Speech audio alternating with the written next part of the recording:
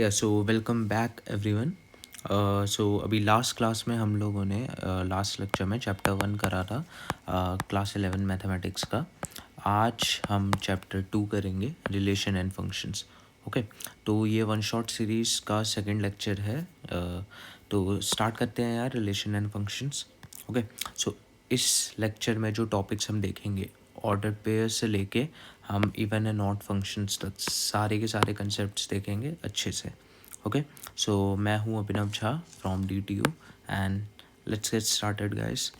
So yeah this is the first topic, ordered pairs.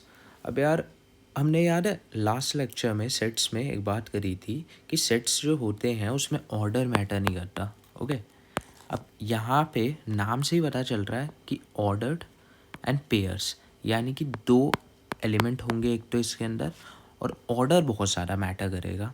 Okay, तो definition देखते हैं इसकी। N ordered pair consist of two elements in a specific order. Okay, let's say if A and B are two elements, then the order pair is written as A comma B. तो A comma B ये है order pair.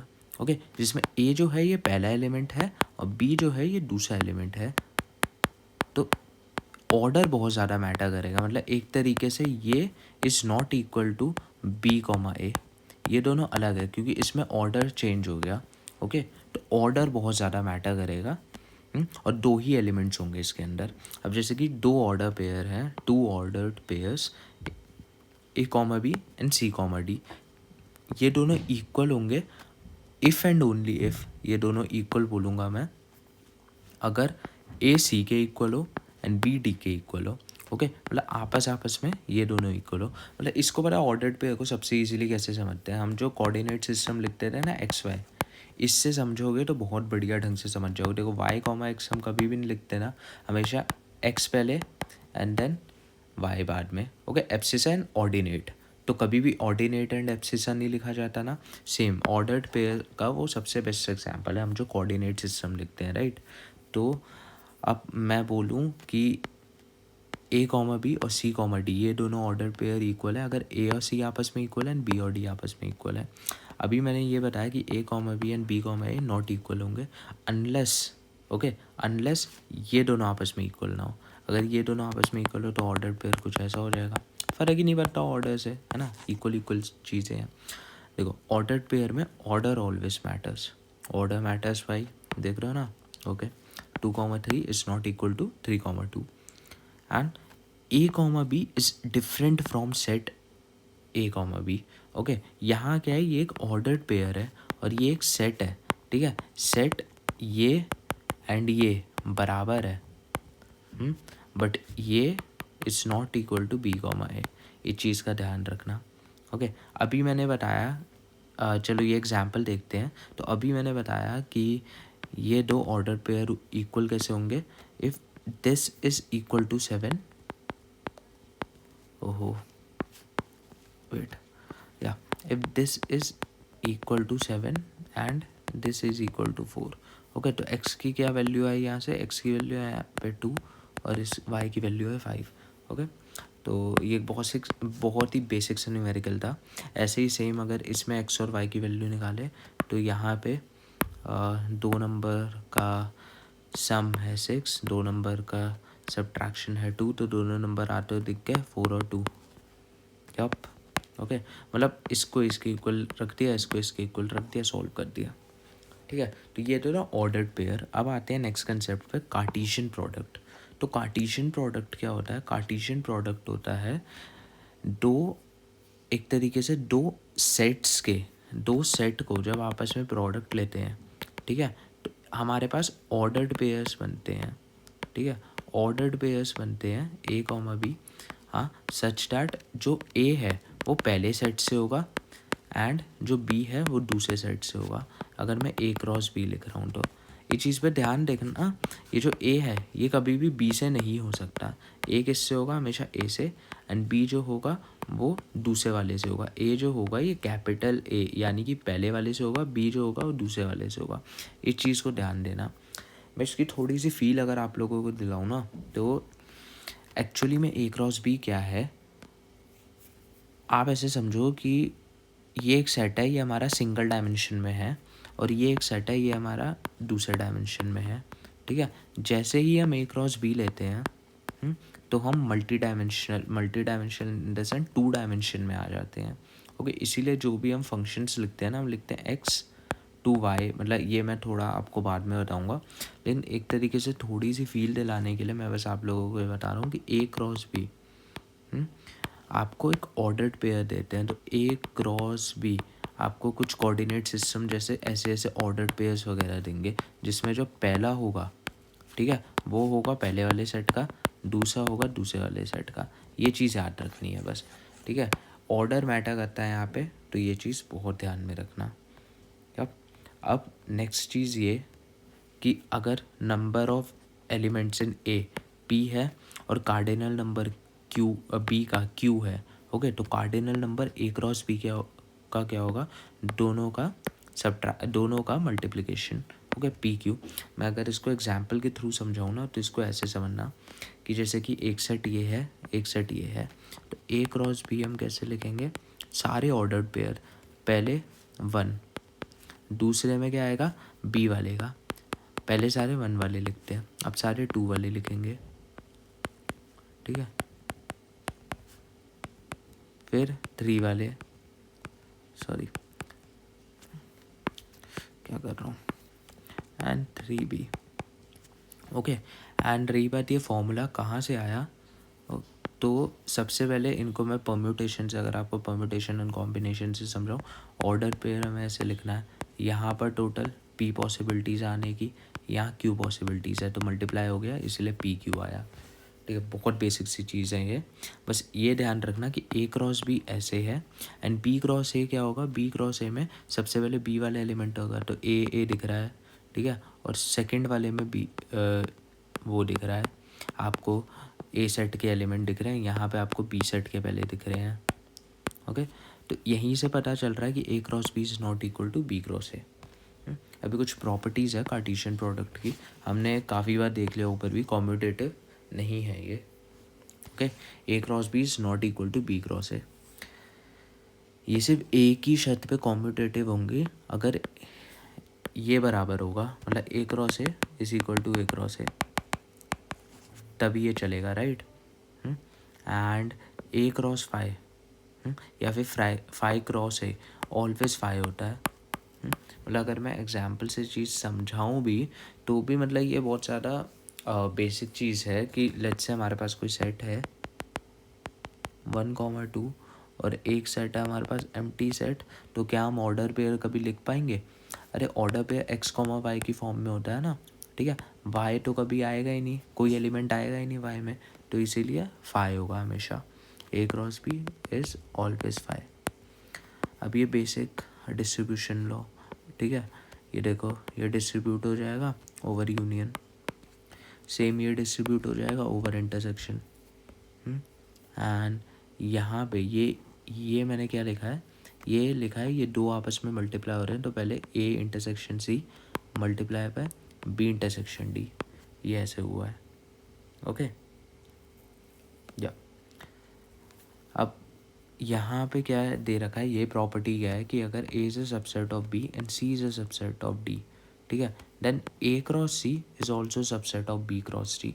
ये वाली property आप एक basic example से देखोगे तो वेरीफाई हो जाएगी, हाँ, बट ठीक है, अगर इतना नहीं भी याद रहता तो भी कोई दिक्कत वाली बात नहीं है। नेक्स्ट एक आता है यहाँ पे कि ए स्क्वायर जो होते हैं इसमें एन स्क्वायर एलिमेंट होते हैं, ए स्क्वायर क्या होता है, ए क्रॉस ए, इसमें एन स्क्वायर एलिमेंट होता है। ए स्क्वायर कैसे लिखते हैं हम, मान लो एक ए सेट है 1,2, किसी ने बोला ए क्रॉस ए लिखना है, तो ए क्रॉस ए हम कैसे लिखेंगे, ए क्रॉस ए हम लिखेंगे 1,1 1,2 2,1 2,2, मतलब इसको ऐसे समझो कि ये मल्टीप्लाई बाय ये हो रहा है, तो 1,1 1,2 2,1 2,2, सिंपल, ओके। अब अगर मैं बोलूँ ए क्रॉस ए निकालना है, ठीक है, तो अब ये है बढ़िया चीज़, क्योंकि अब इसमें मल्टीप्लाई कर रहे हो आप एक और 1,2, तो अभी पहले ये है, अब ये ऑर्डर्ड पेयर रहेगा, अभी ऑर्डर्ड पेयर अगर बनाना पड़ेगा तो एक ये आ गया और ये ऐसे बनेंगे पेयर, एक ऑर्डर पेयर के अंदर भी पेयर है, और नहीं तो फिर हमें इसे ट्रिपलेट डिफाइन करना पड़ेगा।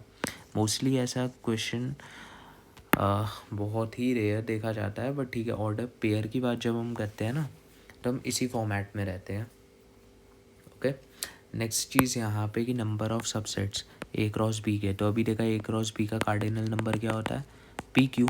अगर ए का कार्डिनल नंबर पी है एंड बी का कार्डिनल नंबर क्यू है तो पी क्यू, तो नंबर ऑफ सबसेट्स कितने होंगे, 2 की पावर पी क्यू। ओके, अब ये देखो एक ये formula number of relations from A to B, ये भी सेम है। अरे यार, तो ये रिलेशन फिर क्या कुछ मैचिंग दिख रहा है, ठीक है। तो एग्जैक्टली नेक्स्ट टॉपिक हमारा यही है कि जो रिलेशन होता है, हाँ ये रिलेशन होता है कि a relation from set to set B is a subset of A cross B, मतलब ए क्रॉस बी का सबसेट होता है आपका रिलेशन, ठीक है। अब रिलेशन ना डिफाइन होता है, रिलेशन हम डिफाइन कैसे करते हैं, रिलेशन डिफाइन होता है हमारा ए टू बी पे। हाँ, अब ये ए क्या है, ये है हमारा डोमेन एंड ये है हमारा कोडोमेन, ठीक है। रिलेशन को हम हमेशा ऐसे डिफाइन करते हैं, हम रिलेशन को हमेशा लिखते हैं कि relation such that A to B where this A is the domain and B is codomain, ठीक है।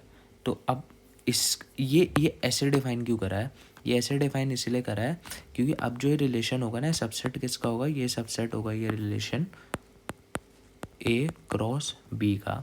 तो रिलेशन के अंदर जो ऑर्डर्ड पेयर आएंगे वो ऑर्डर्ड पेयर रिलेशन के अंदर कैसे आएंगे, रिलेशन के अंदर जो ऑर्डर्ड पेयर लिखेंगे वो हम लिखेंगे X comma Y such that X belong to A and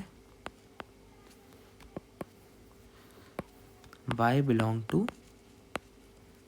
B, ठीक है। और वो भी पूरा पूरा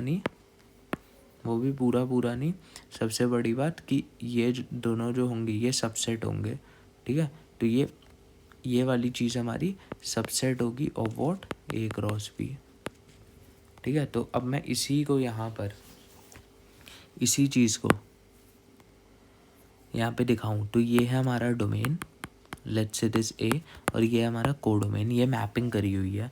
तो ये देखो 1 से ए, 1 से बी एंड 2 से सी, तो तुम्हें दिख रहा होगा कि ये सबसेट है तुम्हारा किसका,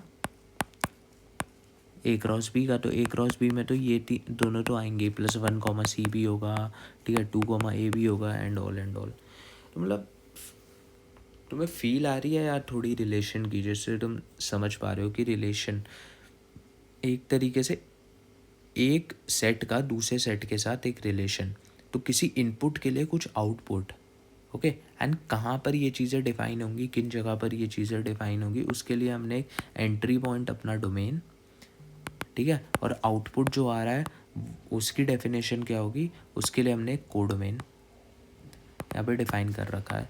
तो अब तुम्हें थोड़ी सी फीलिंग आ रही हो रिलेशन में एग्जैक्टली क्या होता है, ठीक है। ये डेफिनेशन वगैरह सब तो क्लियर है ही, बट फिर भी थोड़ा, अब जैसे यहाँ पे मैं तुम्हें बताता हूँ, देखो डोमेन क्या होता है, डोमेन होता है set of all first elements, ठीक है। जो फर्स्ट एलिमेंट्स हम यहाँ पे डालते हैं, ठीक है, जो फर्स्ट एलिमेंट तुम्हारे होते हैं, A such that A comma B belong to a relation, okay. अब देखो रिलेशन लिखा भी कैसे जाता है, रिलेशन लिखा जाता है ऐसे, जैसे हम लिखते हैं ना ए कॉमा बी, ये ऑर्डर पेयर इस रिलेशन के अंदर है, इसको ऐसे भी लिखते हैं और इसको ऐसे भी लिखते हैं, A R B means A related to B, A related to B, okay. तो अब देखो डोमेन जो होता है हमारे फर्स्ट एलिमेंट्स का सेट होता है, को डोमेन होता है हमारा पूरा ये जो सेकंड सेट है ये होता है सेट बी, और रेंज जो होता है ना, रेंज होता है हमारा set of all second elements का जो सेट होता है। तो अब देखो हो सकता है कि कभी सेकंड एलिमेंट्स हमने सारे नहीं लिए, मान लो अगर ये मैपिंग नहीं होती, इस मैपिंग की जगह अगर ये मैपिंग होती, ओके, तो इसका डोमेन क्या होता, इसका डोमेन होता अपना 1 और 2, क्योंकि 3 से कोई मैपिंग ही नहीं है, ओके। और इसका रेंज क्या होता इसका रेंज होता ए कॉमा बी, और इसका कोडोमेन क्या होता, कोडोमेन हमारा एंटायर सेट होता है, तो वो होता ए कॉमा बी कॉमा सी। अब तुम लोगों को आइडिया लग गया होगा, राइट? Yup, okay. सो अब यहाँ पर अगर मैं इस एग्जाम्पल में भी बताऊँ, तो जैसे कि अब देखो डोमेन क्या क्या है, तो हमारा पहले एलिमेंट, ये नहीं बोल देंगे डोमेन, नहीं, 4 तो कहीं पे है ही नहीं, तो 1 2 3 बस ये है डोमेन। अब कोडोमेन क्या है, तो कोडोमेन ये पूरा सेट होता है, एंटायर सेट बी, जहाँ पे ए टू बी हमारा रिलेशन जा रहा है, तो ये जो आउटपुट वाले सारे नंबर्स हैं जो डिफाइन है, ठीक है, वो होते हैं हमारे, तो ए बी सी डी, तो ये रहा कोडोमेन। ओके, अब रेंज क्या है, तो देखो डी तो आया ही नहीं ना, सिर्फ ए बी और सी आ रहे हैं आउटपुट, तो रेंज है हमारा ए बी सी। ओके, अब देखो types of relations, types of relation कौन कौन से होते हैं, तो अभी मेन टाइप ना आप लोग 12th क्लास में पढ़ोगे। अभी जो टाइप्स हैं वो ये है कि एम्प्टी रिलेशन, एक तो कोई एलिमेंट रिलेटेड नहीं है किसी दूसरे एलिमेंट से, तो हम बोलेंगे R is equal to 5 empty relation. Universal relation है, जैसे यूनिवर्सल रिलेशन होता है हमारा ए क्रॉस ए ही आ गया आर, ठीक है। अब हर एक एलिमेंट ए का दूसरे एलिमेंट के साथ रिलेटेड है। और आइडेंटिटी रिलेशन, आइडेंटिटी रिलेशन होता है हमारा, आइडेंटिटी रिलेशन के अंदर होते हैं सिर्फ और सिर्फ ए कॉमा ए, सच दैट ए हमारा ए से बिलोंग, ए सेट के अंदर बिलोंग करे। मतलब अगर मैं इसका एग्जांपल दूँ तो बहुत बेसिक सा एग्जांपल है इसका, इसमें आपको सिर्फ ऐसे ऐसे ही देखने को मिलेंगे सेम सेट के अंदर। ओके, सेम सेट से डोमेन भी हो और हमारा रेंज भी सेम ही उससे आ रहा हो, और सेम हो दोनों। तो अब देखो नंबर ऑफ रिलेशन, तो जैसे कि बताया नंबर ऑफ रिलेशन क्या होता है, ये होता है subset of A cross B, तो 2 की पावर mn होगा ना। ओके, अगर number of relation from set A to B है तो 2 की पावर mn होगा। नंबर ऑफ रिलेशन सिर्फ एक सेट पे, इस सेट पे, एक सेट से इनका कहने का क्या मतलब है कि R such that A to A, ठीक है। तो एम एम, तो 2m into M, 2m square, right.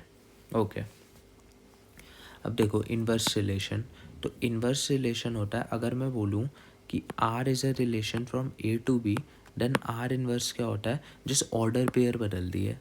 Okay, ordered pair बदल दिए, तो आर, देखो आर था हमारा ए कॉमा बी, ठीक है, आर मैंने मान लिया ए कॉमा बी, ये वाले पूरे इस फॉर्मेट में हो गए, ठीक है।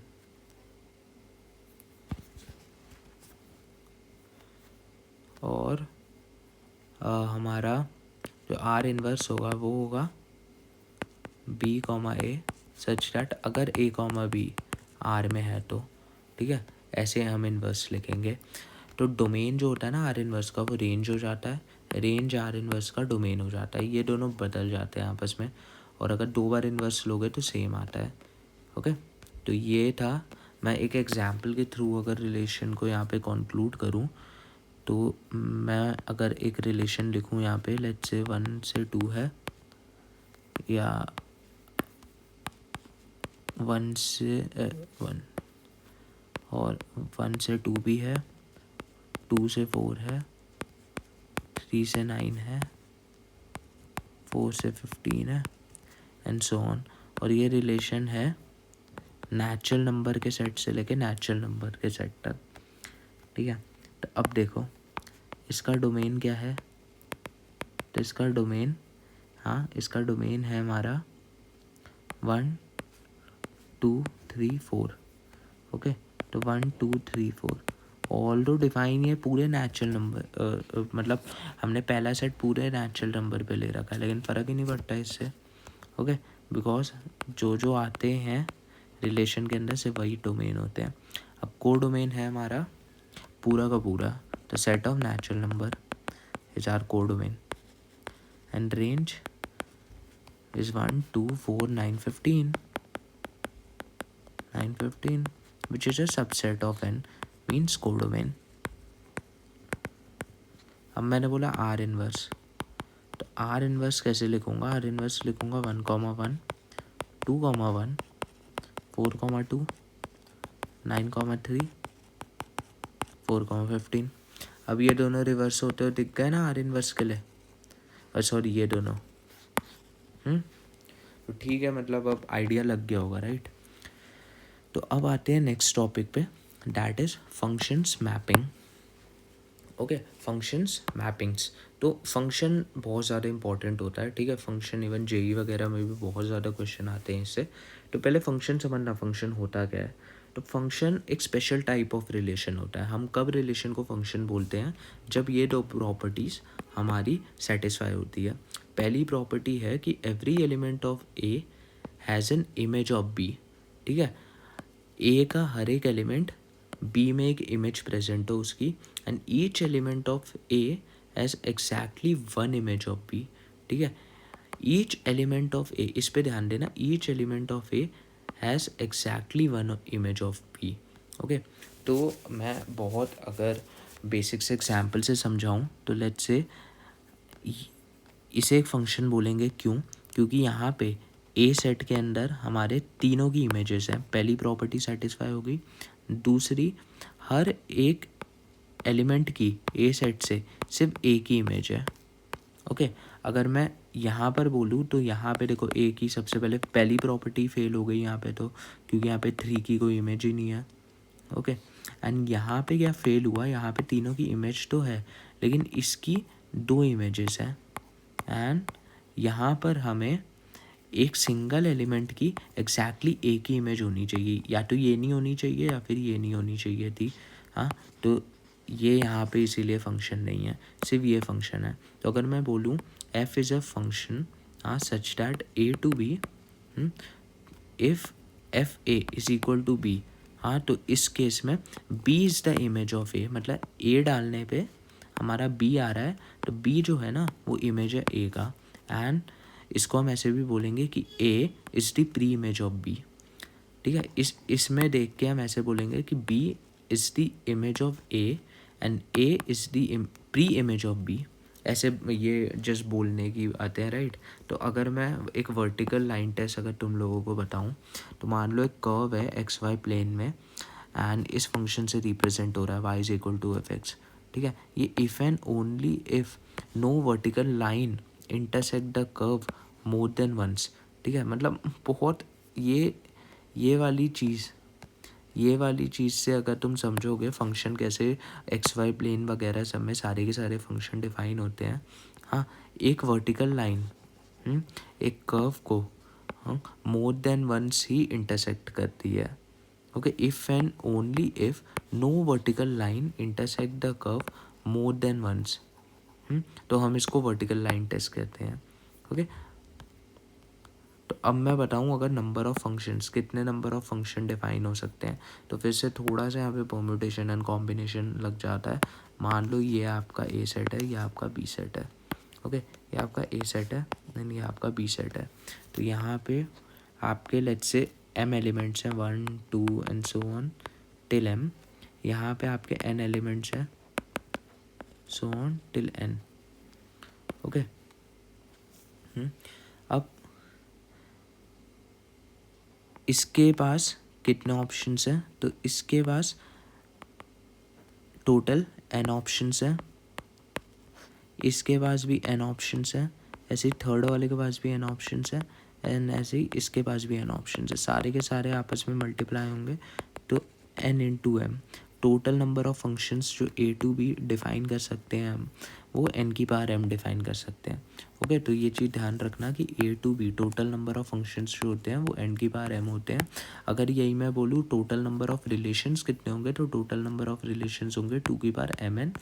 टोटल नंबर ऑफ़ फंक्शंस होंगे n इंटू n की पावर m। Okay, yup. तो अब देखो टाइप्स ऑफ फंक्शंस, तो हमारे पास कितने टाइप्स के फंक्शंस होते हैं। तो सबसे पहला फंक्शन का टाइप होता है हमारा 1 1 फंक्शन, ठीक है। 1 1 फंक्शन से नाम से ही पता चल रहा होगा, ठीक है, कि इसको इंजेक्टिव फंक्शन भी बोलते हैं। तो 1 1 फंक्शन के नाम से ही तुम्हें पता चल रहा होगा कि if different element have different images, ठीक है। हर एक एलिमेंट की डिफरेंट इमेजेस होती है। जैसे कि यहाँ पे देखो 1 का एक अलग इमेज है, 2 का एक अलग इमेज है, 3 का एक अलग इमेज है। इसको वन वन फंक्शन नहीं बोलेंगे। इसको वन वन फंक्शन क्यों नहीं बोलेंगे? क्योंकि यहाँ पे 2 और 3 की सेम इमेज है। समझ में आ रहा है? 2 और 3 की सेम इमेज है। तो इसको ऐसे समझना कि अगर f एक इंजेक्टिव फंक्शन है, f एक वन वन फंक्शन है, तो f(x1) is equal to f(x2) है, तो this means x1 is equal to x2 होगा। इसी केस में ये दोनों आपस में बराबर होंगे, नहीं तो किसी भी केस में ये बराबर हो ही नहीं सकता अगर ये एक इंजेक्टिव फंक्शन है, वन वन फंक्शन है तो। Okay, and many one function क्या है? ऑन टू फंक्शन बोलते हैं जिसे, ठीक है। नहीं, मतलब ऑन टू फंक्शन होता है सब्जेक्टिव फंक्शन। ये क्या होता है कि जैसे कि इसमें ये चीज़ अलाउड है कि आपके पास मल्टीपल हो सकते हैं। अब जैसे मल्टीपल इनपुट्स के लिए एक सिंगल आउटपुट हो सकता है हमारे पास। जैसे कि यहाँ पे देखो, तो यहीं पे दे रखा है कि मल्टीपल उसके लिए एक सिंगल आउटपुट हो सकता है हमारे पास। और या तो फिर इसको ध्यान देने के लिए, इसको समझने के लिए हम लोग ये बोलते हैं कि range is equal to codomain होता है। तो ऑन टू फंक्शन में हमारा range is equal to codomain होता है, ठीक है। मतलब पूरा का पूरा बी जो है ना वो कवर्ड होना चाहिए, पूरा का पूरा बी कवर्ड होना चाहिए, ठीक है। इसको हम नहीं बोलेंगे ऑन टू फंक्शन, ठीक है। इसको ऑन टू फंक्शन क्यों नहीं बोला? डी कवर्ड ही नहीं है यार यहाँ पे, डी का कोई प्री इमेज है ही नहीं है में, है ना, तो इसलिए इसको ऑन टू नहीं बोलेंगे। ऑन टू में ये होना चाहिए कि रेंज और कोडोमेन आपस में इक्वल होने चाहिए, तो सारे के सारे कोडोमेन का एक प्री इमेज ऑलरेडी होना चाहिए ऑन टू फंक्शन में। ये हमारा इंजेक्टिव फंक्शन में क्या होता रहा? इंजेक्टिव फंक्शन में ये होता रहा कि range is not equal to codomain हमें चलेगा, हाँ, लेकिन यहाँ पे एक इमेज की दो प्री इमेजेस नहीं होनी चाहिए। जैसे यहाँ पे एक इस बी की दो प्री इमेजेस है, ओके, तो ये नहीं होना चाहिए। अब देखो बाइजेक्टिव फंक्शन क्या होता है? जो फंक्शन इंजेक्टिव और सब्जेक्टिव दोनों होते हैं उन्हें बाइजेक्टिव फंक्शन बोला जाता है, ठीक है। तो अगर इन दोनों चीज़ें ऐड हो गई कि every element of A maps to unique element of B, ये हो गया हमारा इंजेक्टिव वाला पोर्शन, ठीक है। दूसरा element, every element of B has exactly one preimage, तो इसको बोलेंगे सब्जेक्टिव। तो एक तरीके से ये नेसेसरी कंडीशन होती है हमारी कि दोनों में एलिमेंट सेम होने चाहिए, ये हमारी नेसेसरी कंडीशन होती है इसकी। तो बाइजेक्टिव फंक्शंस ये होते हैं। देखो, अगर अभी ये होता तो पहली बात तो फंक्शन ही नहीं होता, और अगर अभी ये होता, ठीक है, तो दिक्कत हो जाती, ठीक है। ना ही ये हमारा वन वन फंक्शन होता, ना ही इंजेक्टिव फंक्शन होता, ना ही सब्जेक्टिव फंक्शन होता अगर ऐसे होता तो, ठीक है। तो यूनिक है सबके लिए, ये इंजेक्टिव है, और दूसरा कोडोमेन रेंज के बराबर है तो ये सब्जेक्टिव है। दोनों फंक्शन है इसीलिए इसको बाइजेक्टिव कहते हैं, ओके। तो अब यहाँ पे कुछ काउंटिंग फॉर्मूलाज दे रखे हैं, जैसे कि टोटल नंबर ऑफ़ फंक्शंस कितने होते हैं। देखो, टोटल नंबर ऑफ़ फंक्शंस मैंने अभी बताया n, होते हैं। अब n की पावर m होते हैं। अब इन n की पावर m में से वन वन फंक्शन कितने होते हैं? तो वन वन फंक्शन होते हैं इनमें से, हाँ, हमारे npm, ठीक है, npm हमारे वन वन फंक्शन होते हैं। और हमारे ऑन टू फंक्शन कितने होते हैं? हमारे ऑन टू फंक्शन होते हैं, वैसे यार ऑन टू फंक्शन में अभी के लिए ना इसको याद रख लो ऑन टू फंक्शन को, और इसको भी याद रख लो क्योंकि npm भी तुम्हें आइडिया नहीं होगा। ये ना मैं तुम्हें जब वो कराऊंगा परम्यूटेशन एंड कॉम्बिनेशन, तो उस टाइम पे, अभी के लिए ना ये तीनों याद रख लो। जब मैं तुम्हें परम्यूटेशन एंड कॉम्बिनेशन कराऊंगा तब बहुत डिटेल में बताऊंगा कि कैसे आया इसकी डेरिवेशन करेंगे हम। तो वन वन हमारे इतने होते हैं। ऑन टू होता है हमारा, ऑन टू के अंदर हमारे सारे आ रहे होते हैं, जैसे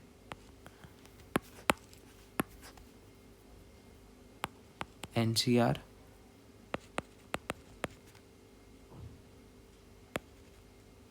फिर उसके बाद जैसे NC0, फिर -NC1 एंड माइनस, सबसे पहले तो n की बार एम में से लिया, फिर उसके बाद n-1 m, ठीक है। वो वही सेम चीज़ यहाँ पे लिखी हुई है। एंड जो बाइजेक्टिव फंक्शन होते हैं वो n फैक्टोरियल होता है। तो अभी के लिए यार ये चीज़ याद रख लो, ये तीनों।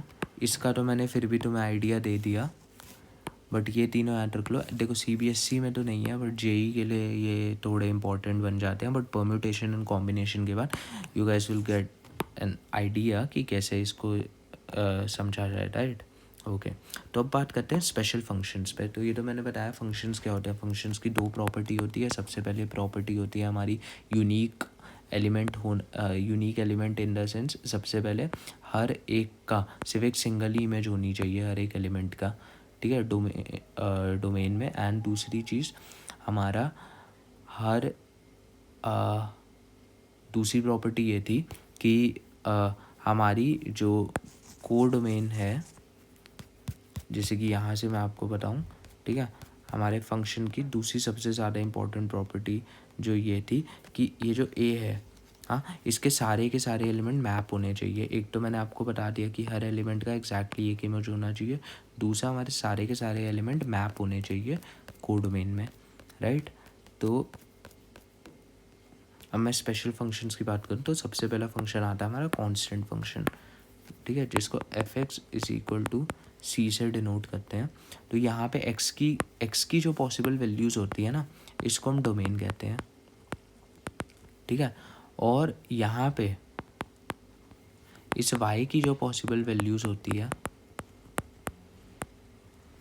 इसको हम रेंज कहते हैं, ठीक है। अब तुम्हें समझ में आ रहा होगा डोमेन और रेंज क्या होता है एक फंक्शन के लिए, ओके। तो अब ये देखो, इसका डोमेन एंड रेंज अगर समझे तो यहाँ पर इसका डोमेन क्या होगा, f(x) = c का। तो यहाँ पे इसका डोमेन जो इसके लिए भी डिफाइन कर रखा है, तो x जो है वो बिलोंग कर रहा है हमारा सेट ऑफ रियल नंबर्स को, और y जो है वो सिर्फ एक ही सिंगलटन है अपना c। और इसका ग्राफ कैसे बनता है, इसका ग्राफ बनता है हमारा ऑलवेज इन हॉरिजॉन्टल लाइन, ये है इसका graph, okay. This is y = c, right, okay. अब देखो, अब बात करते हैं अपने आइडेंटिटी फंक्शन पे। तो आइडेंटिटी फंक्शन होता है जब सेम उसके लिए, हमारा नाम से ही पता चल रहा है आइडेंटिटी, तो सेम x के लिए सेम y हो, तो ये चीज़ होती है y = x। तो इसका ग्राफ ऑलरेडी हमें पता है, इसका ग्राफ 45 डिग्री एंगल्स पे ऐसा होता है। एंड y = x, अगर इसका डोमेन r है तो इसका रेंज क्या होगा, रेंज भी तो r होगा, दोनों सेम ही है, तो डोमेन और रेंज आइडिया मिल गया। अब आते हैं मॉड्यूलस फंक्शन पे। तो मॉड्यूलस फंक्शन जो होता है ना, ऑलवेज एब्सोल्यूट वैल्यू लेता है। ये मॉड्यूलस फंक्शन हम डिफाइन कैसे करते हैं, तो मॉड्यूलस फंक्शन हम डिफाइन करते हैं f(x) = mod x, जो कि x है जब हमारे पॉजिटिव नंबर है, और -x है जब हमारे नेगेटिव नंबर्स है, ओके। अब इस ग्राफ को प्लॉट करेंगे तो x पॉजिटिव के लिए y = x है, नेगेटिव नंबर्स के लिए -x है, तो एक वी टाइप कर्व आता है इसका, ओके, ऐसा वी टाइप कर्व। अब देखो x की पॉसिबल वैल्यूज़ क्या है, तो x की पॉसिबल वैल्यू सारी है -∞ से +∞। तो x की वैल्यू जो है, x की वैल्यू है हमारी ऑल रियल, तो इसीलिए डोमेन हमने क्या बोल दिया, ऑल रियल, ओके। y की वैल्यू देखो, y की वैल्यू हमारी 0 से लेके सिर्फ पॉजिटिव इन्फिनिटी तक आ रहा है, नेगेटिव तक नहीं आ रहा है, तो y हमारा 0 to ∞ है, तो रेंज हमारी ये है, ठीक है। और कोडोमेन क्या था हमारा, कोडोमेन जो था वो हमारा, हमने R2R फंक्शन ले रखा था, ठीक है। ये सारे फंक्शन रियल वैल्यूड फंक्शन है, R2R फंक्शन होते हैं, ओके। मतलब डोमेन सबके R है, एंड देन हमारे मतलब R2R हमने सेट ले रखा है, ओके। तो अब देखो प्रॉपर्टीज ऑफ मॉड्यूलस देखते हैं कुछ। तो अगर ये वाली चीज़ ऑलवेज, अगर नहीं, ये वाली चीज़ always greater than equal to 0 होती है, हमने खुद देखा यहाँ पे, इसकी रेंज ये है, ओके। तो this is always greater than equal to 0। एक प्रॉपर्टीज़ की ये है कि अगर नेगेटिव डालोगे मॉड्यूलस के, ये दोनों बराबर है, एंड मॉड्यूलस जो है ना वो ब्रेक हो जाता है, ऐसे मल्टीप्लिकेशन में मॉड्यूलस ब्रेक हो जाता है। समेशन में मॉड्यूलस ब्रेक नहीं होता, दोनों का समेशन ठीक है, अलग अलग दोनों का summation is always greater than equal to individual, ठीक है, दोनों का साथ में समेशन करके देन मॉड, इसको ट्रायंगुलर इनइक्वालिटी कहते हैं। नेक्स्ट चीज़, अगर कभी ऐसी इक्वालिटी देखने को मिले तो x की वैल्यू प्लस माइनस ए दोनों हो सकती है, और तुम्हें दोनों वैल्यू डालोगे तो मॉड्यूलस ऑफ x a हो जाएगा, राइट। एंड अगर मैं बोलूँ कि मॉड्यूलस ऑफ x a से छोटा है तो इसको हम ऐसे लिखेंगे, x जो है वो माइनस ए से a के बीच में बिलोंग करता है, ठीक है। तभी ऐसा है ना, एक एग्जांपल से ही देख लो, अगर x माइनस 2.99 है और x 2.99 है, हाँ ठीक है, तो मॉड x क्या होगा, इसमें भी 2.99 होगा, इसमें भी 2.99 होगा, दोनों केस में 3 से छोटा होगा ना। यप। और अगर मैं बोलूँ ये वाला केस, इस वाले केस में क्या होता है, इस वाले केस में होता है हमारा कि x माइनस ए से छोटा है और x a से बड़ा है, ठीक है, ओके। इसको मैं चैप्टर 6 में और भी अच्छे से समझाऊंगा, जब मॉड्यूलस फंक्शन हम देखेंगे ना चैप्टर 6 में, और अच्छे ढंग से क्लैरिटी मिलेगी। नेक्स्ट फंक्शन की तरफ आते हैं, अपना सिग्नम फंक्शन। तो सिग्नम फंक्शन क्या है, सिग्नम फंक्शन हमारा डिफाइन होता है कुछ ऐसे, सिग्नम ऑफ x इज +1 हमारे जब x पॉजिटिव है, 0 जब x 0 है, एंड नेगेटिव जब हमारे x नेगेटिव है, ओके। तो इसका ग्राफ बना है, ये देखो, यहाँ के लिए हमने ब्लू कर रखा है पूरा, क्योंकि x 0 पे y 0 है, एंड यहाँ पर 1 है हर किसी के लिए, लेकिन यहाँ पर ओपन है, दिस मीन्स 1 एक्सक्लूडेड है, एंड यहाँ पर नेगेटिव है, नेगेटिव नंबर्स के लिए -1 है, एंड यहाँ पे भी ये देखो, ठीक है, 0 हमारा एक्सक्लूडेड है, दैट्स ए ओपन सर्कल है। तो ये होता है हमारा सिग्नम फंक्शन। अब इसकी रेंज देखोगे, तीन ही वैल्यूज है, सिर्फ 0 1 -1, तो ये रही रेंज। डोमेन सबके लिए x देखो, तो इसीलिए ऑल रियल। अब आते हैं ग्रेटेस्ट इंटीजर फंक्शन पे। तो ग्रेटेस्ट इंटीजर फंक्शन कुछ ऐसा होता है कि ग्रेटेस्ट इंटीजर फंक्शन, अब देखो, कोई सा भी एक नंबर हो ना हमारा रियल नंबर, वो दो पार्ट में होता है, एक होता है इंटीग्रल पार्ट, एक होता है फ्रैक्शनल पार्ट, ठीक है। जो फ्रैक्शनल पार्ट होता है that is always belong to 0 to 1, always belong to. तो कभी भी मैं बोलूँगा कि greatest integer of x, so this is always this integer part, always this integer part, ठीक है। इस चीज़ पे हमेशा ध्यान देना, this is always this integer part. तो अब एक एग्जाम्पल के थ्रू समझते हैं। अगर मैंने बोला x इज इक्वल टू 2.9, तो इसको मैं कैसे लिखूँगा, इसको मैं लिखूँगा 2 + 0.9। क्या इसको मैं ऐसे लिख सकता था, लिखने के लिए तो इसको ऐसे भी लिख सकता था मैं, हाँ, लेकिन अब देखो, इसमें इंटीग्रल पार्ट 3 हो गया, इसमें इंटीग्रल पार्ट 2 हो गया, लेकिन इसमें फ्रैक्शनल पार्ट क्या हुआ, इसमें फ्रैक्शनल पार्ट हुआ -0.1, इसमें फ्रैक्शनल पार्ट हुआ 0.9। फ्रैक्शनल पार्ट हमेशा इसके बीच में होना चाहिए। क्या ये होगा, नहीं, ये गलत, ये होगा यस। तो अगर मैं बोलूँ अब, तो ये 2 होगा, ओके, 3 नहीं होगा। अगर मैं एग्जांपल देता है -2.9 का, तो अब देखो, इसको लिखने को मैं ऐसे भी लिख सकता हूँ, नहीं सॉरी ऐसे नहीं, इसको लिखने को मैं ऐसे भी लिख सकता हूँ और ऐसे भी लिख सकता हूँ। दोनों में से कौन सा करेक्ट होगा, दोनों में से ये वाला करेक्ट होगा, तो इसीलिए -3 आएगा। कंसेप्ट समझो, ओके। तो अब अगर मैं बोलूँ कि एक x को i + f के फॉर्मेट में मैं लिख पा रहा हूँ, तो उस x greatest integer of x always i होगा, ठीक है। इस केस में i होगा, किस केस में, अगर x तुम्हारा ग्रेटर देन इक्वल टू 0 है, हाँ, और दूसरे केस में अगर x तुम्हारा नेगेटिव है, अगर x तुम्हारा नेगेटिव है तो फिर क्या होगा, -i -1, ये चीज़ हो जाएगी, ओके।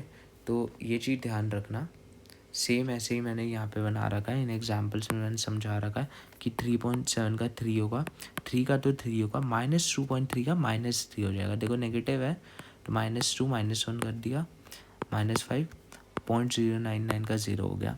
अब इसका अगर ग्राफ बनाओगे ना तो देखो 0 से 1 तक लेके क्या है, 0 से 1 तक का 0 है, 1 से 2 तक का 1 है, 2 से 3 तक का 2 है। ओके, सेम ऐसे ही -1 से लेके 0 तक का -1 है, -2 से लेके -1 तक का -2 है, ऐसे ऐसे। तो अब इसका तुम अगर रेंज देखोगे, ठीक है, तो इसका अगर तुम रेंज देखोगे तो वो ऑलवेज एक इंटीजर आएगा, ठीक है। अगर तुम इसका डोमेन देखोगे तो वो ऑल रियल है, तो ये रहा। और स्टेप फंक्शन वाले हमारे ग्राफ होते हैं ऐसे। अब आता है हमारा फ्रैक्शनल पार्ट फंक्शन। तो फ्रैक्शनल पार्ट जैसा कि मैंने अभी बताया कि एक एक्स जो है वो i+f के फॉर्मेट में होता है, तो फ्रैक्शनल पार्ट हमारा सिर्फ f दे रहा है। वो हमारा क्या दे रहा था, ये हमारा देता है इंटीग्रल पार्ट, और कर्ली ब्रेसेस वाला ये देता है हमारा फ्रैक्शनल पार्ट। सिंपल, ठीक है। तो अब अगर मैं फ्रैक्शनल पार्ट पहले ही बता चुका हूँ, ये 0 से 1 तक वो होता है, तो इसकी रेंज क्या है, इसकी रेंज है हमारी 0 से 1, और इसकी डोमेन तो आ रही है। इसका ग्राफ कैसे आएगा, इसका ग्राफ ऐसे आएगा कि अगर मैंने कभी लिखा, जैसे ऊपर वाले एग्जाम्पल से ही समझते हैं, तो अगर मैंने ये चीज़ लिखी थी तो देखो इसमें 0.1 और यहाँ पर 0.9 या 2.9 में 0.9 आया फ्रैक्शनल पार्ट, -2.9 में 0.1 आया। तो इसीलिए यहाँ तक तो इसका ग्राफ सेम ऐसे रहेगा, y=x की तरह, same as it is, same as it is, ठीक है। नेगेटिव में भी हमारे सेम एज इट इज़। अगर तुम वैल्यूज डाल के ग्राफ देखोगे तो आइडिया आ जाएगा। एक फॉर्मूला जो यहाँ से याद रखना है ना, वो ये याद रखना है कि x = integral part of x plus fractional part of x। तो अगर फ्रैक्शनल पार्ट ऑफ x मैं निकालूँ तो दिस इज दिस, और बेसिक फॉर्मूला है, कोई भी निकाल सकता है। ओके, अब हम फंक्शन का एलजेब्रा देखते हैं ना। फंक्शन के एलजेब्रा से मेरा क्या मतलब है, एलजेब्रा ऑफ फंक्शन से मेरा मतलब है कि लेट्स से एक फंक्शन है हमारा x2r, ठीक है, codomain is r and this is x, ठीक है। दो फंक्शन हमारे एफ एंड जी, तो अगर दोनों फंक्शन को ऐड करते हैं तो इंडिविजुअली ऐड कर लो दोनों फंक्शन का। अगर नेगेटिव वाला कोई तो इंडिविजुअली, अगर किसी फंक्शन से हमने कांस्टेंट करा वो, तो फिर डायरेक्टली आप कांस्टेंट ऐसे कर लो। अगर दो फंक्शन को मल्टीप्लाई करा तो डायरेक्टली मल्टीप्लाई कर लो। डिवाइड करा तो डिवाइड में, बस डिवाइड में एक चीज़ ध्यान रखना है कि जो डिनोमिनेटर है ये कभी नॉट इक्वल टू ज़ीरो होना चाहिए, ठीक है। मतलब कभी भी ज़ीरो नहीं होना चाहिए ये चीज़, ये मैथमेटिक्स में हमेशा ध्यान रखना, डिनोमिनेटर कभी भी ज़ीरो नहीं होना चाहिए। तो ये चीज़ कर रखा है।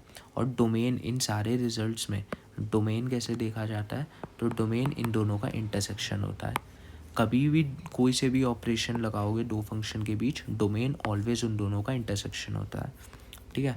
अब हम आते हैं इवन एंड ऑड फंक्शंस पे। इवन एंड ऑड फंक्शंस क्या होते हैं, तो इवन फंक्शन जो होते हैं हमारे, इवन फंक्शन होते हैं अगर मान लो कोई फंक्शन के अंदर हमने नेगेटिव डाल दिया सारा, तो even function as it is same रहता है, और ऑड फंक्शन के आगे नेगेटिव आ जाता है। ये इवन फंक्शन है, सेम रहता है, ऑड में आगे नेगेटिव आ जाता है। अब अगर तुम इससे समझोगे कि -x आया और ये f(x) हो गया, हाँ, तो ये है हमारा सिमेट्रिक अबाउट y एक्सिस। तो अगर तुम्हें कभी ग्राफ के बनो और तुम्हें दिख रहा हो कि y एक्सिस ये रही, इसके अबाउट सिमेट्रिक है, ओके, तो इसको तुम बोलोगे इवन फंक्शन। और अगर कभी कोई चीज़ ओरिजिन के अबाउट सिमेट्रिक है तो उसको बोलोगे ऑड फंक्शन। जैसे देखो ये ओरिजिन है, इसके अबाउट सिमेट्रिक है, तो ये ऑड फंक्शन है। मैं अगर एक एग्जांपल से दूँ, y=x² का ग्राफ है ये, ठीक है। अब f-x से डालोगे तो -x का v² अभी भी x² रहेगा, which is equal to f(x), दिख गया even function, same as it is. ये ग्राफ है x³ का, तो अगर -x से डालोगे तो -x³ आएगा, ठीक है, दिख गया ऑड फंक्शन। ओके, तो इवन फंक्शन के कुछ एग्जांपल्स है जैसे x², mod x, cos x, constant functions हमारे। ऑड फंक्शन के x³ ये sin x, tan x, signum function, बहुत बेसिक सी चीज़ें हैं तीनों चीज़ें। अगर दो इवन ऐड होते हैं तो इवन आता है, अगर दो ऑड ऐड होते हैं तो ऑड आता है, अगर दो इवन मल्टीप्लाई होते हैं तो इवन आता है, अगर दो ऑड मल्टीप्लाई होते हैं तो इवन आता है, ठीक है। और अगर एक इवन और ऑड आपस में मल्टीप्लाई होता है तो हमेशा ऑड आता है। इसको एग्जांपल से समझना, दो इवन ऐड हो रहे हैं तो 2n + 2m, 2 times of n + m, this mean 2 lambda, तो इवन आ गया, ठीक है। अब दो odd, 2n + 1 + 2 lambda + 1, this is 2n + lambda + 1, ये ले, ये भी, let's say this is odd, 2m + 1, this is odd, 2n + 1, so 2m + 2n + 2, ठीक है। तो ऑड यार ये चीज़ ना यहाँ पर गलत दे रखी है, हाँ ये एक्चुअली तभी मैं भी थोड़ा सा कंफ्यूज हुआ, ठीक है, क्योंकि अगर तुम यहाँ पे देखोगे ये चीज़ यहाँ पे ऑड प्लस ऑड इस ऑड नहीं होता, odd plus odd is even, okay, इसीलिए हमेशा डिराइव कर लेना चाहिए 2m + n + 1, इसको 2 लैम्डा बोलूँगा मैं, तो देख रहे हो इवन, ऐसे ही even into even, 2m into 2n, दिख रहा, 2 का मल्टीपल ही रहा ना, तो अगेन इवन। अब इधर देखो तो 2n + 1, 2m + 1, तो ये हुआ 4nm + 2n + 2m + 1, ये तो 2 का मल्टीपल है लेकिन ये एक +1 आ गया, तो ये चीज़ भी यहाँ पे गलत लिखी है, ये ऑड होगा, ऑड इंटू ऑड। एक एग्जांपल से भी समझ लो, 7 × 3 = 21, ओके। अब इवन एंड ऑड का देखना, तो अगर ये 2m है and this is 2n + 1, so this is 4mn + 2n, okay. तो यहाँ पे ये चीज़ भी गलत दे रखी है यार, ये बहुत गलत बन रखे हैं। Even multiply by odd is always in even, okay, या even multiply by odd is always in even. तो सिर्फ दो ही केस में देखो, सिर्फ दो ही केस में ऑड होगा, या तो इवन प्लस ऑड कर लो या फिर ऑड इंटू ऑड कर लो, सिर्फ इन दो केसेस में ही ऑड नंबर आता है, नहीं तो नहीं आता है, ओके। चलो आगे बढ़ते हैं, एक बार ये देख लेते हैं, अगर f तुम्हारा एक ऑड फंक्शन है तो f0 = 0, ये वाली चीज़ होगी तुम्हारी, ओके। अब देखो कॉम्पोजिशन ऑफ फंक्शन, तो कॉम्पोजिशन ऑफ फंक्शन से मेरा क्या मतलब है कि इंसेप्शन देखिए तुमने, कि एक सपने के अंदर एक सपना, उसके अंदर एक और सपना, फिर एक और सपना, ठीक है। सेम एज इट इज़ एक फंक्शन है a to b और इधर एक फंक्शन है b to c, इसका रेंज, ठीक है, यानी कि इसका कोडोमेन इसके लिए डोमेन है, ठीक है। अब हमें क्या निकालना है, हमें निकालना है g(f), तो g(f) क्या होगा, तो g(f) मैंने बोला है, तो g(f) बेसिकली इसको बोलेंगे g के अंदर fx, ठीक है। तो हमारा जो मेन आउटपुट है वो g वाला आउटपुट है, ये हमारा मेन आउटपुट, और जो इनपुट है हमारा मेन वो हमारा f वाला इनपुट है, यानी कि a, तो इसीलिए function a to c define हो रहा है, ठीक है, इस वाले उसमें। तो अगर तुम देखोगे ये वाली चीज़ आई हमारी x है, इधर हमें fx मिल रहा है, यहाँ हमें gfx मिलेगा, ठीक है। तो गॉफ g(x) में ये चीज़ है, and g(x) is not equal to f(x), because अब देखो अगर मैं लिखूँ f(x) तो वो होगा f gx, ये कहाँ से कहाँ तक डिफाइन था, ये डिफाइन था a to c, ये कहाँ से कहाँ तक डिफाइन होगा, ये देखो a से डिफाइन होगा, एंड आउटपुट b, तो ये b पर ख़त्म हो जाएगा, ओके। चलो, तो कॉम्यूटेटिव तो नहीं होता ये, एसोसिएटिव ज़रूर होता है, ठीक है। और आइडेंटिटी फंक्शन के साथ कभी भी लोगे ना, ठीक है, तो वो सेम ही फंक्शन आ जाता है। अब जैसे कि एक एग्जांपल से समझाऊँ कि f(x) है, ये g(x) है, तो अगर मैं g(x) निकाल लूँ, g(f)(x) गॉफ, तो ये क्या होगा, जी के अंदर एफ एक्स डाल दो तो एक्स स्क्वायर प्लस वन हो जाएगा। ऐसे f of g of x करूँ तो ये क्या होगा, ये होगा जी ऑफ एक्स का whole square, this means x plus one का होल स्क्वायर। ओके, तो अब यार ये कुछ जेई मेन के स्पेशल कंसेप्ट्स हैं, तो एक बार ये देख लेते हैं हम जेई मेन के स्पेशल कंसेप्ट्स। तो अब जैसे कोई पॉलिनॉमियल है, तो पॉलिनॉमियल कैसे लिखा जाता है, पॉलिनॉमियल होता है हमारे इस फॉर्मेट में,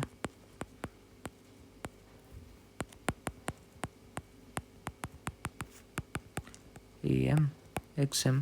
तो इधर देख रहे हो, domain is all real and even range is also all real, right.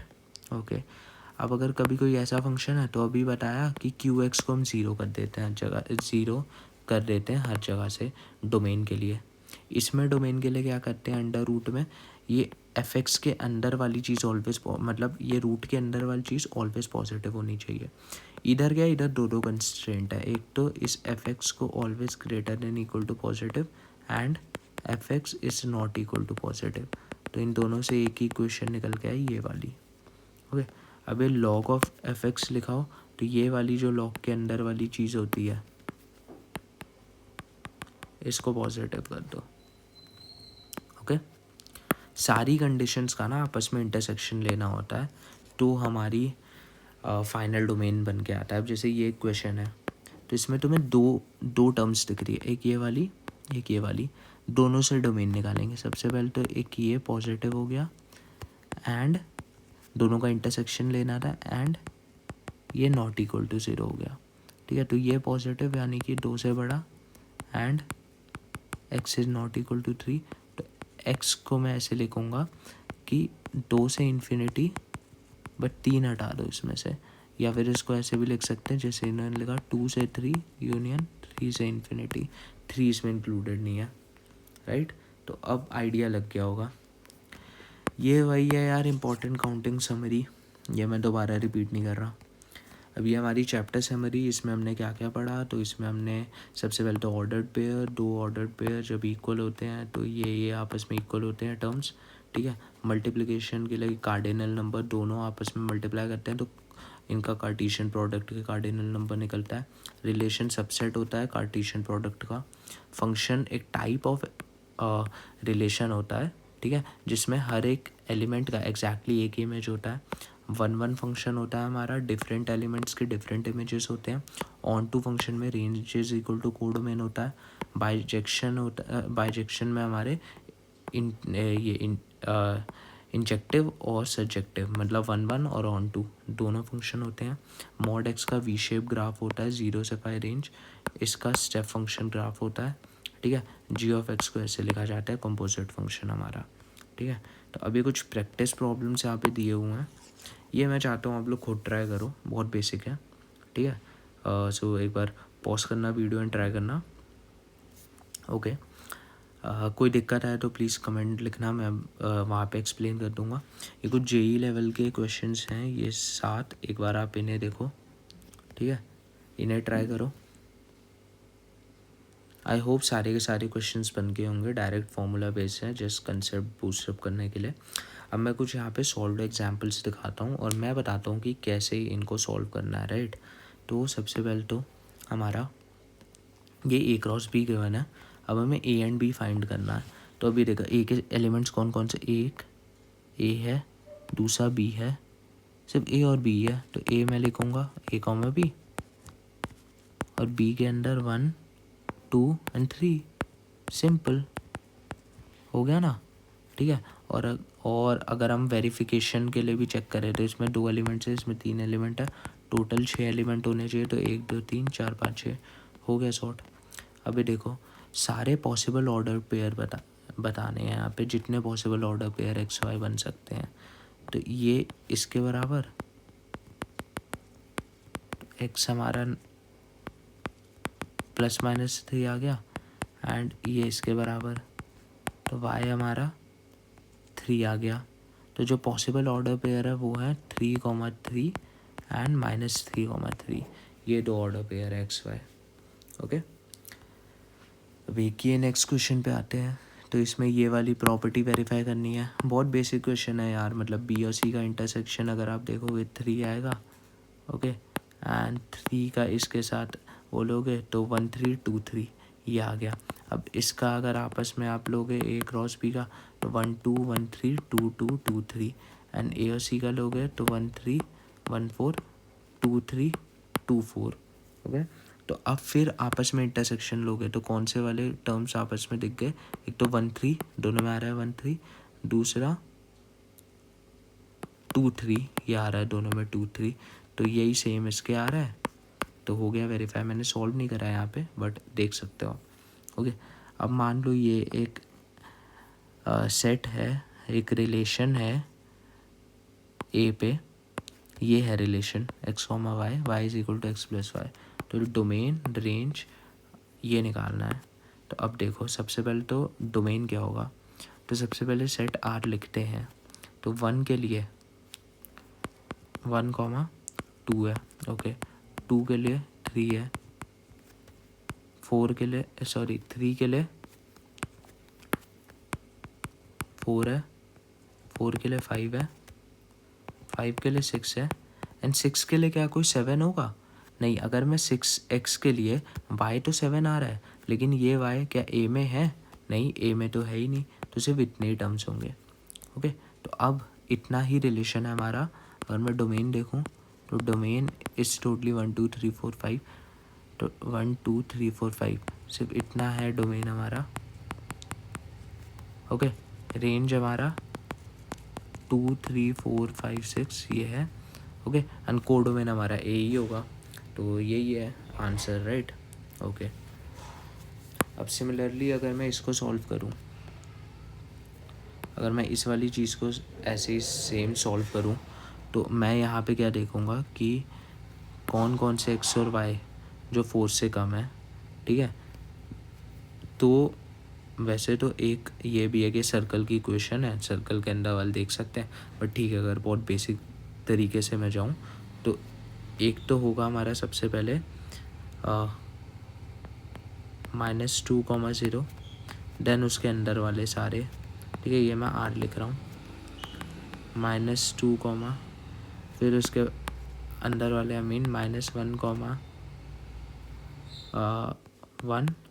And -1, 0, फिर उसके बाद 0, 0, फिर उसके बाद 0, 1, 0, 2, फिर उसके बाद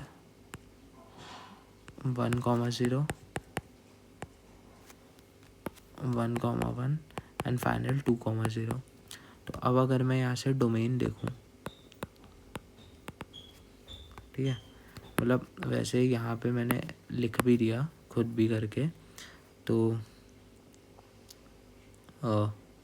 1 2 3 4 5 13 आने चाहिए, 1 2 3 4 5 6 7 8 9। हम कुछ और भी भूल रहे हैं, तुम कौन से वाले भूल रहे हैं?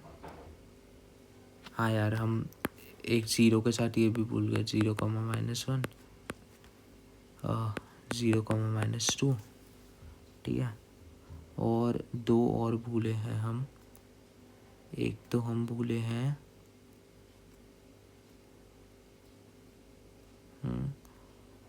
देखो -2 हो गया, -1 वाले भी मैंने यहाँ पे दोनों लिख दिए, 0 वाला भी लिख दिया, देन फिर उसके बाद 1 वाला हो गया, 0, 2 भी हो गया, 1, 0 हो गया, देखो 0 के साथ -1 भी हो गया, 0, -2 भी हो गया, 1, -1 नहीं हुआ, ठीक है, एंड 1, 1 हो गया, 1, -1 नहीं हुआ था, 2, 0 हो गया, और एक -1, -1 नहीं हुआ, ठीक है। तो ये वाले नहीं हुए। चलो ये तो मैं बिल्कुल डायरेक्ट करने जा रहा था, बट अगर मैं यहाँ पे देखूँ कि अगर मैं x को 0 मानूँ तो y² लेस देन 4, तो y की पॉसिबल वैल्यूज़ क्या क्या आती है? y की पॉसिबल वैल्यूज़ ये आती है, ओके। एंड अगर मैं y को 0 मानूँ तो x की जो पॉसिबल वैल्यूज़ आती है, x की पॉसिबल वैल्यूज़ क्या क्या आती है, x की पॉसिबल वैल्यूज़ ये आती है, ठीक है। तो अब हमारे पास x और y का ये वाला सेट हो गया। तो अब हम इनमें से सेलेक्ट करेंगे कौन कौन सी वैल्यूज़ आ सकती है। तो इनमें से हम बना के देखेंगे तो टोटल 13 वैल्यूज़ हैं हमारे पास। अब हम लोग देखते हैं कि कौन सा इनमें से फंक्शन है a to b। तो फंक्शन के लिए देखो अलग अलग मैपिंग नहीं होनी चाहिए। तो सबसे पहले तो इस 1 की इधर 2 मैपिंग है, ये तो होगा ही नहीं, ठीक है। और सबकी होनी चाहिए, R4 भी नहीं होगा। दूसरा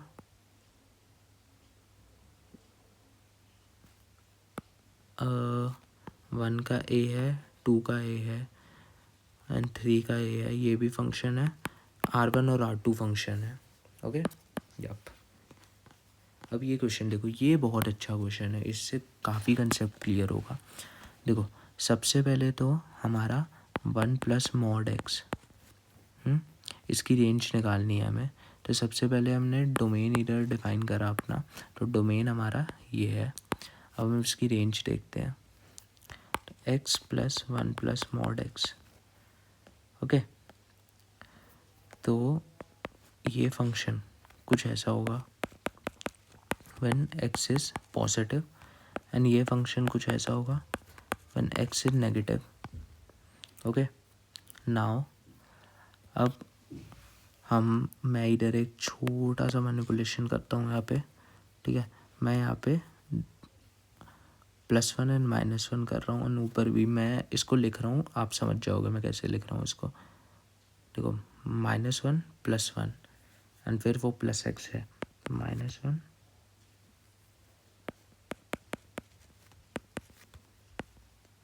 ठीक है। इसको मैंने ऐसे लिखा है, एंड नीचे वाले को मैं कैसे लिखूँगा।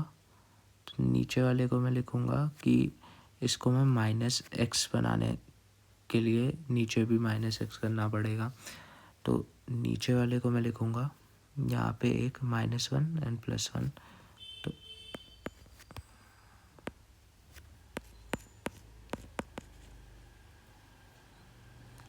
ओके, तो ये नीचे वाला भी बन गया।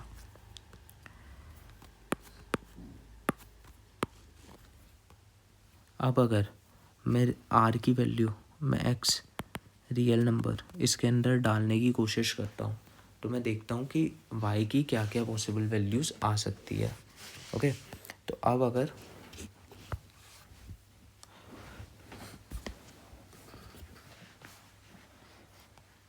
देखो सबसे पहले तो ना यहाँ पर जो वैल्यूज़ आ सकती है, तो अगर मैं x यहाँ पे पॉजिटिव डालूँगा तो -1 प्लस 0 से इन्फिनिटी +1, -1 1 से इन्फिनिटी +1। अब देखो -1 अपॉन इन्फिनिटी ये तो हमारा 0 हो जाएगा, 1 से 1 ये हमारा -1 हो जाएगा। तो इसको मैं बोलूँगा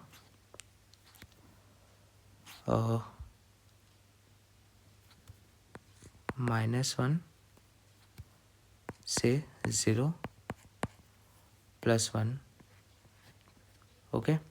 या एंड फाइनल जो आया इसका वो आया 0 से 1। तो 0 से 1 आया हमारा इसका रेंज, जिसको मैं R1 बोल देता हूँ कि R1 belong to this and R2 belong to -1 plus ये नेगेटिव है -इन्फिनिटी से 0। तो अब इसको मैं कैसे लिखूँगा, इसको लिखूँगा -1 प्लस 1 अपॉन में, अब देखो 1 प्लस इन्फिनिटी आएगा तो ये तो इन्फिनिटी हो जाएगा, एंड 1 -0 इज़ अगेन 1, तो 1 to इन्फिनिटी, तो this is -1 plus 1 to 1 is 1, this is 0, 0 to 1, so this is -1 to what, -1 to 0, okay. इधर हमारा -1 to 0 आया है, इधर हमारा 0 to 1 आया है। तो अब अगर मेरे को रेंज निकालनी है, तो इससे हमें क्या क्या वैल्यूज़ मिली, इससे हमें इस रेंज में वैल्यू मिल रही है, इससे हमें इस रेंज में वैल्यू मिल रही है।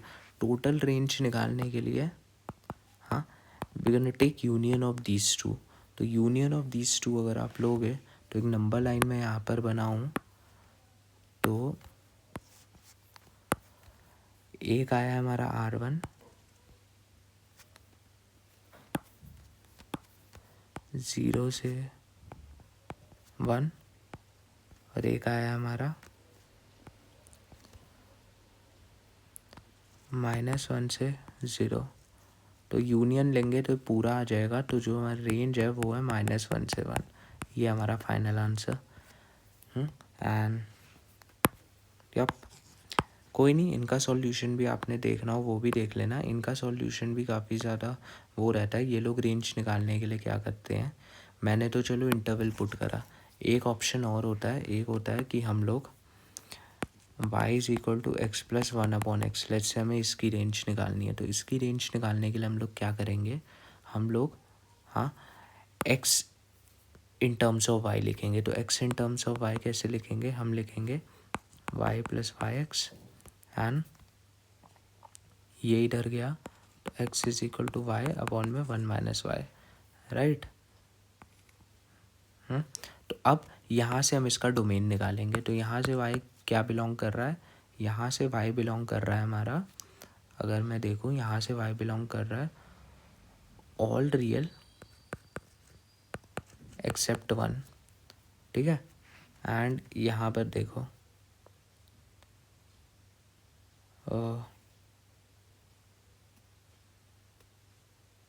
1 सेकेंड, ये नहीं करेगा ऑल रियल एक्सेप्ट 1 नहीं, क्योंकि हमें इसका इस वाले का यहाँ से अगर मैं डोमेन निकालूंगा, ठीक है, तो ऑल रियल एक्सेप्ट 1,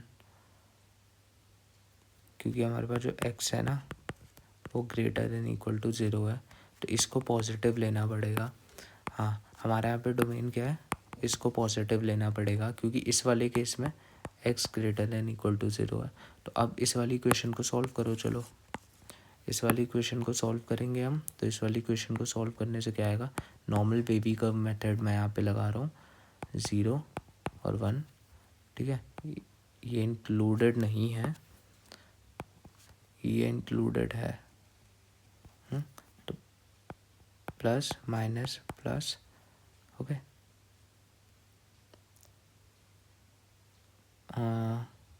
1 माइनस है वैसे, तो y माइनस 1 नेगेटिव, तो ये वाला आएगा हमारा। तो y जो है वो बिलोंग कर रहा है हमारा कहाँ से लेके कहाँ तक, 0 से 1 तक, जो हमारा आया था सबसे पहले, ठीक है। सिमिलरली हम दूसरे वाला भी निकालेंगे इसी मेथड से, एंड देन यूनियन ले लेंगे, ओके। तो और भी यहाँ पे कुछ कुछ क्वेश्चंस हैं कि क्या 1 1 है, क्या क्या ऑन टू है, टाइप्स ऑफ फंक्शन के। तो एक बार इन क्वेश्चंस को भी देखना, मैं आपको कुछ और अच्छे क्वेश्चंस करवा देता हूँ यहाँ पे, जिसके एक ये 2 क्वेश्चंस बहुत ज़्यादा अच्छे हैं। एक बार इन 2 क्वेश्चंस पे आते हैं। सबसे पहला क्वेश्चन हमारा ये, तो इस इनइक्वालिटी को सॉल्व करने के लिए लेट्स से हम y मान लेते हैं 2 मिनट के लिए इसको। तो यहाँ पर y इज इक्वल टू 3 और 2, ये 2 आते हैं, एंड दिस। अब x की किन वैल्यू के लिए 3 आता है, तो x की बहुत सारी वैल्यू के लिए 3 है, अगर वो बहुत सारी वैल्यू इस रेंज में होगी, ओके। एंड 2 किस उनके लिए आएगा, देखो ये और है, और होता है हमेशा, कॉमा आता है, तो वो आता है हमारा 2 से लेके 3 तक में। तो पहले अगर इसको लिखूँ तो 2 से लेके 3 तक में यूनियन, फिर ये 3 से लेके 4 तक में। तो जो हमारा फाइनल आंसर आया, that final answer is from 2 to 4, और 4 एक्सक्लूडेड है, तो दरा हमारा फाइनल आंसर, ओके। अब इसका डोमेन निकालना है। तो इसका डोमेन अगर हमें निकालना है तो यहाँ पे इसको पॉजिटिव करना पड़ेगा, एंड ये 2 है, और x हमारा फिर उसके बाद 2 से इन्फिनिटी हो जाएगा, ठीक है। खुद देख लो यार कि अगर इक्वल टू वाला केस भी मैं सॉल्व करूँ तो भी वो 2 से लेके 3 तक जाएगा, फिर उसके बाद उसके आगे वाले, तो इसीलिए 2 टू इन्फिनिटी जाएगा, तो इसीलिए x की वैल्यू ये आ गई। अगर अभी ये होता तो अब क्या होती है x की वैल्यू, ठीक है। तो डाल के देख लो एक बार। अगर मान लो मैं -2.9 लिखूँ, तो -2.9 में क्या आता है, -2.9 में हमारा ये -3 आता है, ठीक है। तो -2.9 तो आने से रहा, नहीं तो फिर -3 आ जाएगा, और -3 से छोटा है, बड़ा नहीं है। तो एटलीस्ट कम से कम -2 या उससे बड़े वाले चाहिए, तो इसीलिए हम इसको भी ऐसे लिखेंगे। अब अगर ये इनइक्वालिटी आ जाती, तो इसको हम कैसे लिखते, इसको हम ऐसे लिखते, क्योंकि अगर मैं इसको 2 के बराबर लिख देता, नहीं वैसे ग्रेटर देन इक्वल टू है तो हम इसको भी ऐसे लिखते, बट अगर मैं ये सॉल्व करूँ तो इसको मैं कैसे लिखूँगा। अब ये देखो, अगर मैं अब यहाँ पे -3, 2 मिनट, अगर मैं अब यहाँ पे -1.99 लूँ, ठीक है, तो वो इसका भी ग्रेटर परसेंटेज हमारे पास -2 आता है। तो x इससे छोटा, तो तुम्हें देख के पता चल गया होगा, प्लस और माइनस में हम लोग ऐसे करके डायरेक्ट इनइक्वालिटी देख लेते हैं, निकाल लेते हैं, ठीक है। क्योंकि अगर इससे छोटा, अगर मैं -2.99 लेता हूँ या 2.5 लेता हूँ, तो उसका ग्रेटेस्ट इंटीजर क्या हो जाएगा, इसका ग्रेटेस्ट इंटीजर -3 में जाएगा, जो कि ये वाली इनइक्वालिटी क्या होल्ड कर रहा है। हाँ, 2 मिनट सोच के बताओ। तो ये वाली इनइक्वालिटी तो ये होल्ड कर रहा है ना। तो x की वैल्यू इससे छोटी तो होगी, नहीं होगी। लेकिन अब अगर ध्यान से समझना, मैंने ये वाला टर्म लिया, अभी तो -2 होगा, तो यहाँ पे रूट लॉस हुआ ना हमारा, ये -1 होगा, है ना। तो जब भी नेगेटिव वाला होता है तो इधर हम -1 मतलब एक कम इससे लेके चलते हैं, इस एग्जाम्पल से समझ जाओगे तुम, ठीक है। और अगर मैं इस वाले में देखूँ, इस वाले में हमारा कौन से वाले और इसके अंदर ऐड होंगे, तो कोई और ऐड होगा इसके अंदर, सोच के बताओ, ठीक है। मैंने पॉजिटिव वाला लिख रखा है, तो अब अगर 2 पॉइंट नहीं, -2.19 है, तो -2.19 का ग्रेटेस्ट इंटीजर इज -3, राइट, -3 होगा। तो इसका मतलब इससे छोटे वाले तो हमारे आ ही नहीं सकते। तो ये इसी रेंज में होगा, थोड़ा इसके साथ था, तो ये एक बारी देख लेना, ये आप समझ जाओगे। तो ऐसे वैल्यूज़ पुट करके देखोगे ना, तो ज़्यादा अंडरस्टैंडिंग मिलेगी। अब ये कुछ कॉम्पोजिट फंक्शंस वाले थे, ये भी इतना ज़्यादा मुश्किल है नहीं, मतलब ये वाले एक बार ट्राई करना खुद से, ठीक है। अब ये मैं एक बार ही बता देता हूँ कि ऑड एंड इवन फंक्शंस के फॉर्मेट में कैसे लिखा जाता है, ठीक है। तो किसी भी फंक्शन को ना आप sum of odd and sum of even के फॉर्मेट में लिख सकते हो। तो वो आप कैसे लिख सकते हो, तो किसी भी फंक्शन को आप ऐसे ब्रेक करके लिख सकते हो, नॉर्मल थोड़ा सा मैनिपुलेशन करा है, ओके। तो ये वाला जो पार्ट हुआ, ये वाला पार्ट इवन पार्ट हुआ, ये वाला पार्ट ऑड पार्ट हुआ, ओके। तो एक बार यार ये ज़रूर देखना, ये वाले कुछ अच्छे क्वेश्चंस, एंड यहाँ पे ये जेईई मेन के भी पैटर्न के कुछ क्वेश्चंस हैं, तो ये वाले क्वेश्चंस भी ट्राई करना। एंड अगर कोई क्वेश्चन आपसे नहीं होता, जैसे कि एक ये क्वेश्चन मैं करा देता हूँ ये वाला, तो ये वाला भी सेम पैटर्न का ही क्वेश्चन है, एंड ये वाली चीज़ ग्रेटर देन वो आनी चाहिए। तो इसमें ये जो हमारी इनइक्वालिटी बन के आती है, ये बन के आती है, ठीक है। अब यहाँ पे इसको सॉल्व करने के लिए हम लोग वेवी कर्व मेथड यूज़ करते हैं, -1 एंड 2, एंड ये दोनों में से कुछ भी इंक्लूड नहीं होगा, minus plus minus plus and plus, and हमारा प्लस वाला है तो एक ये वाला पोर्शन और दूसरा एक ये वाला पोर्शन, ठीक है। अब थोड़ा सा ध्यान से, ये जो हमारा ये आया है, ये बिलोंग करा -∞ से -1 यूनियन 2 से इन्फिनिटी। तो x की वैल्यू कहाँ से कहाँ तक होगी, तो x की वैल्यू जो होगी हमारी -इन्फिनिटी से क्या -0.59 -0.56, वो तो -1 आता है, तो वो तो ऑलरेडी इंक्लूड नहीं है, तो ये वाला ले सकते हो। लेकिन यहाँ पे अगर मैं 2.56 या 2.57 ऐसे नंबर लेने लगा, जैसे मैंने 2.57 ले लिया, ठीक है, तो उसका ग्रेटेस्ट इंटीजर 2 आ जाता है। क्या ये इसके अंदर है? नहीं, 2 तो है ही नहीं, तो इसलिए मेरे को 3 से स्टार्ट करना पड़ेगा। ओके, तो थोड़ी सी कॉमन अंडरस्टैंडिंग लगा के चलनी है यार, ये चीज़ निकालनी थोड़ी मुश्किल होती है, बट एक बार कर लिया तो हो जाएगा। ओके, या ये एक फॉर्मूला लिस्ट में लाया था, तो एक बार इसकी भी फ़ोटो ले लो। ओके, तो यार यही था, हमने चैप्टर 2 ख़त्म करा। इसमें फंक्शन वाले टॉपिक थोड़ा जितनी प्रैक्टिस करोगे ना उतना ज़्यादा बढ़िया रहेगा, थोड़ी प्रैक्टिस और करो। और ये वाला जो चीज़ें मैंने यहाँ पे बताई है ना, ये वाली चीज़ें आप वैल्यू पुट कर करके जितना देखोगे उतना ज़्यादा, उतनी क्लियर अंडरस्टैंडिंग में आप सब लोगों को समझ में आएगा, राइट, उतना ज़्यादा बेटर वे में समझ में आएगा। सो थोड़ा उस लेवल से देखना, एंड दैट्स ऑल गाइस यार। ठीक है, हमारा सेकंड चैप्टर भी हो गया। नेक्स्ट सब मैं चैप्टर 3 लेके आऊँगा, एंड उसमें भी काफ़ी अच्छे से डिटेल में स्टडी करते हैं हम। तो बताना यार, कोई भी अगर तुम लोगों को कोई सी भी दिक्कत आती है, कुछ भी कमेंट वगैरह करना।